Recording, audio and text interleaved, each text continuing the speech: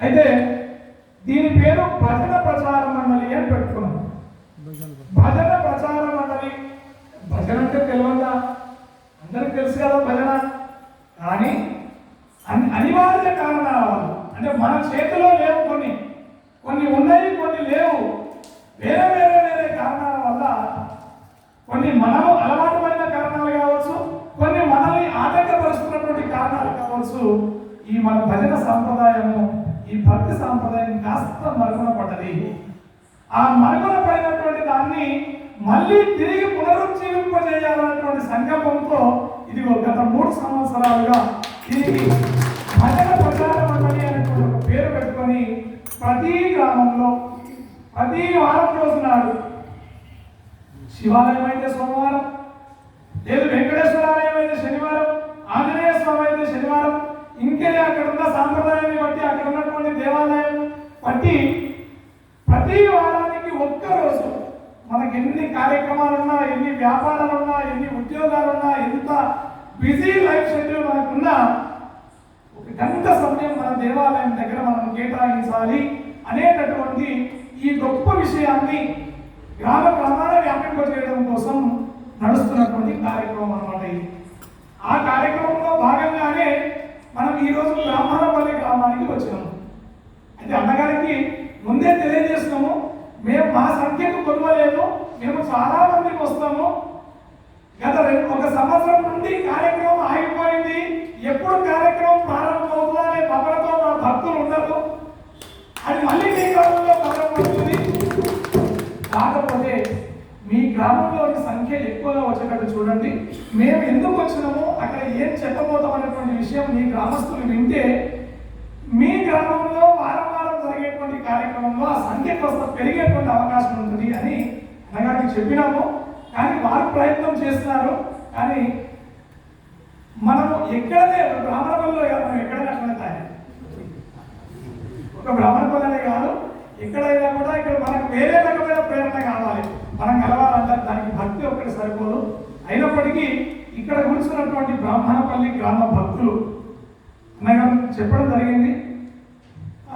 గత వారం 10 రోజుల కిందనే ఒక నాటకం కూడా వేసినారట, వీధి నాటకము. ఆ వీధి నాటకం గ్రాండ్ సక్సెస్ అయ్యింది. అంటే ఇక్కడ ప్రతి శనివారం కూడా భజన జరుగుతూ ఉంటుంది.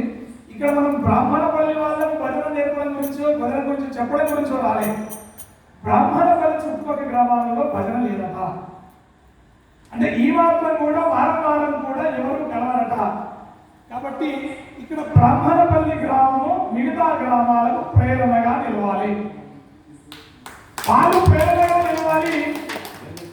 ఈ బ్రాహ్మణపల్లి గ్రామ భక్తులకు మన భజన ప్రచార మండలి సహకారం అందిస్తూ ఈ చుట్టుపక్కల గ్రామాల్లో కూడా మనం ఈ కార్యక్రమాన్ని ప్రసరింపజేయాలి, తీసుకెళ్ళాలి.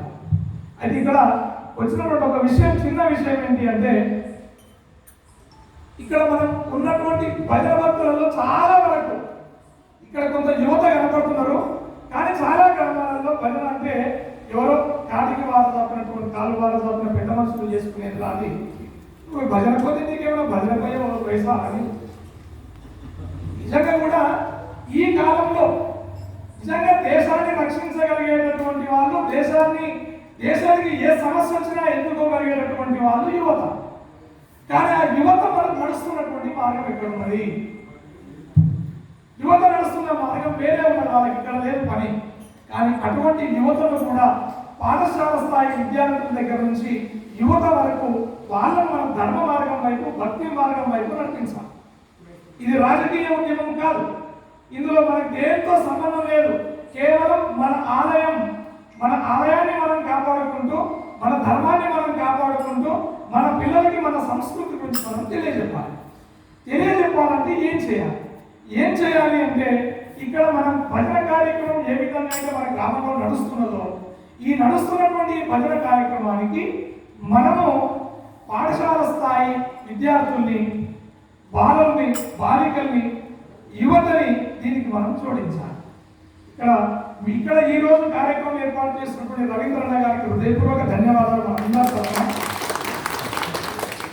ఆదిపట్ల రవీంద్రన్న వాళ్ళ గ్రామంలో సుమారుగా 100 మంది ఉంటారు. శనివారం రోజు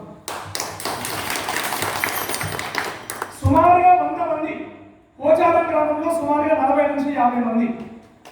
అంటే చూడండి, ఇట్లా వాళ్ళు ఏం చేస్తున్నారు అంటే వాళ్ళు చేసేటటువంటి భజన కార్యక్రమానికి వాళ్ళ ఇంట్లో ఉన్నటువంటి పిల్లగాన్ని తీసుకుపోయాడు కూర్చోబెట్టి, ఇంటి పక్కన పిల్లగాన్ని తీసుకుపోయాడు కూర్చోబెడుతున్నారు.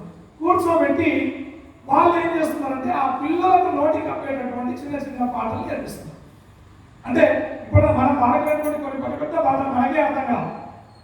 గత 20-30 నుంచి భజన చేస్తున్నావు, కొత్త వ్యక్తి పాట చెప్తే వెంటనే మనకి పాడడానికి కూడా రాదు. మరి అటువంటి చిన్నపిల్లలు పాడాలంటే ఎటువంటి పాటలు నేర్పాలి వాళ్ళకి?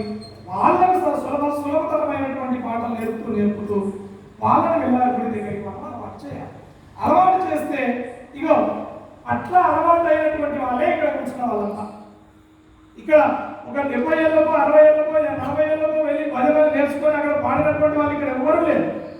చిన్నప్పటి నుంచి మన తాతలో మన తండ్రులో వెళ్తుంటే వాళ్ళ చేతి పట్టుకొని వెళ్ళి అక్కడ కూర్చొని 4 పాటలు నేర్చుకొని అక్కడ చెప్పే మంచి విషయాలు చెవులు వేసుకున్నాం కాబట్టి ఆ సంస్కారం నాటుకున్నవి ఈ రకంగా పరిమళిస్తున్నది. కాబట్టి మనకు ఆటంకాలు చాలా ఉన్నాయి. సినిమాలు, టీవీలు, సెల్ ఫోన్లు, చదువులని అవి ఇవని ఎత్తు తిరిగి మనకు మాత్రం కృష్ణారామ అనే టైం అయితే లేదు.